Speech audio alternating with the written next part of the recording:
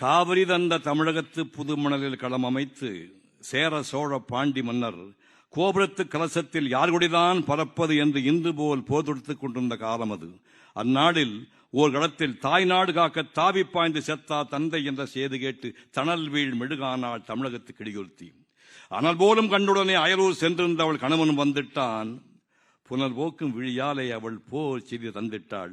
தந்தை களம்பட்ட செய்திக்கோ தவித்தாய் என்றான். இல்லை என்பான்.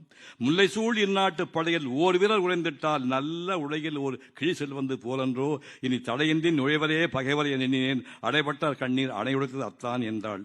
அவன் புகை வெட்டு கிளம்புறும் புலி என்ன புகை விட்டு கும்புறும் எரி மலை என்ன பகை வெட்டி சாய்க்கும் வாடெடுத்தான் சூடுழைத்தான் சுடர்முகம் தூக்கினான். சுக்கு 100 தான் சூழ்ந்து வரும் பகை என்றான். நாடு மீட்காமல் விடு திரும்பேன் என்றான். நங்கையோ நகை முழக்கம் செய்து நடந்து கண்ணே என்றாள். திரும்பி வருவேனோ இல்லையோ, எதற்கும் இப்போது ஒரு முத்தம் இந்தா திரும்பி என்றான். கொடுத்தான். பின் தொடுத்தான் பகைவர் மீது பானம். போர் போர் போர் என முழங்கிட்டு முரசொலி, பார் பார் பார் அந்த பைகளின் உரிமையாளன் பகைவர் மீது பாய்ந்து கொள்ளும் வீரம்பார் என்று பட்டாளத்தை தொடரெல்லாம் வேந்துரைத்தார்.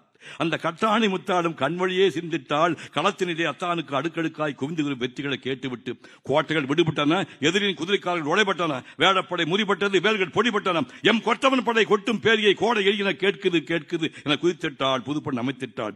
வீரர்கள் வந்தனர், வெற்றியுள் கணவருக்கு ஏற்றனர், வேந்தன் தூது வந்தனர், வாழ்த்துக்கள் வணங்கினர், வீட்டோத்த தோழியர் வந்தனர், வெற்றி நீட்டோரை வாசித்து மகிழ்ந்தனர். அந்த அழகி ஆனந்த கண்ணீர் பொழிந்தாள். அப்போது ஏனெந்த மந்தன் வந்தானோ இடவு செய்தி சொல்வதற்கு. என்னமே பெண்பாவாய் கண்ணன கலங்காதே களச்சேரி கடைசி சேடு கேழ்ந்தான். அந்தோ மாவலை தோரணம் கட்டி மணவிழா மேடை தன்னில் வாழ்விலே ஒன்றானோம் என்று சொன்ன கண்ணாள் மாவிலே வேல் சாங்கி நல்ல சாவலே விழுந்து விட்டார். ஆவிதான் போன பொண்ணும் உயிர் வாடும் ஆரணங்கு அச்செடுத்த தமிழ் பதுமை கூவி அழுதாள். கொத்தான மலை எந்த குடும்பம் அதை கொத்தாமல் கொத்திவிட்ட குடும்ப சாவை பழித்தாள், இழித்துரைத்தாள். இனி என்ன மிச்சம் கனி அழுகி போனதென்றும் கதறி எழுதாள்.